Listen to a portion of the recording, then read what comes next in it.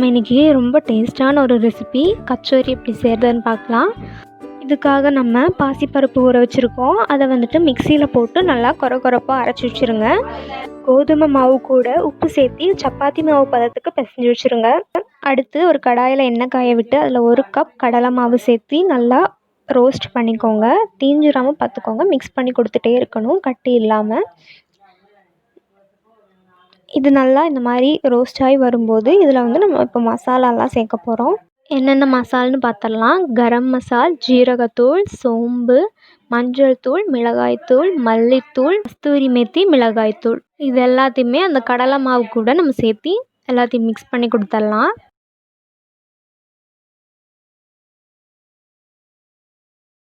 எல்லாம் நல்லா சேர்ந்து வர மாதிரி மிக்ஸ் பண்ணி கொடுத்துருங்க. மசாலா நல்லா கலந்து வரும்போது இதில் அரைச்சி வச்ச பாசிப்பருப்பு சேர்த்து நல்லா மிக்ஸ் பண்ணிடுங்க. கொஞ்சமாக உப்பு சேர்த்து அதையும் மிக்ஸ் பண்ணிடுங்க. ஒரு 1/4 டீஸ்பூன் பெருங்காயத்தூளோட கொஞ்சமாக தண்ணி சேர்த்து மிக்ஸ் பண்ணி அதையும் இந்த மிக்சரோட ஊற்றி நல்லா மிக்ஸ் பண்ணி விட்டுருங்க. நல்லா ட்ரையாக வரணும். இப்போ பிணைஞ்சி வச்சுக்கிற கோதுமை மாவை குட்டி குட்டி பால்ஸாக பிடிச்சி வச்சுருங்க. இந்த மசாலாவையும் குட்டி குட்டி பாலாக பிடிச்சி வச்சுருங்க.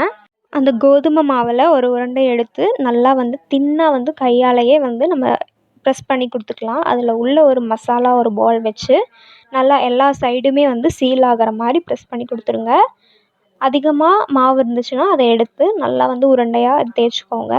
அதில் வந்துட்டு நம்ம கேப் இல்லாத மாதிரி பார்த்துக்கணும். கேப் இருந்துச்சு அப்படின்னா உடஞ்சிரும். இப்போ இதை வந்து உள்ளங்கையில் வச்சு நல்லா ப்ரெஸ் பண்ணிக்கோங்க. நல்லா ஃப்ளாட்டாக வரணும். தேக்கெல்லாம் வேண்டாம், கையிலேயே வச்சு ப்ரெஸ் பண்ணிக்கலாம். சைடு மட்டும் கொஞ்சம் மெலிசாக இருக்கிற மாதிரி பார்த்துக்கோங்க.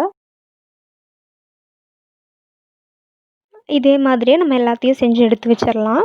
இப்போ ஆயில் ஹீட் பண்ணி இதை வந்து ஒன்று ஒன்றா போட்டு பொரிச்சு எடுத்துக்கலாம். மீடியம் ஃப்ளேமில் இருந்தால் போதும். அப்போ தான் வந்து உள்ளெல்லாம் நல்லா வேகும். நல்லா கோல்டன் ப்ரௌன் கலர் வர வரைக்கும் நல்லா திருப்பி போட்டு நல்லா ஃப்ரை பண்ணி எடுத்துக்கோங்க. இந்த மாதிரி வரணும். இந்த கச்சோரியோட க்ரீன் சட்னியும் tamarind சட்னியும் ரொம்ப நல்லாயிருக்கும். ட்ரை பண்ணி பாருங்கள்.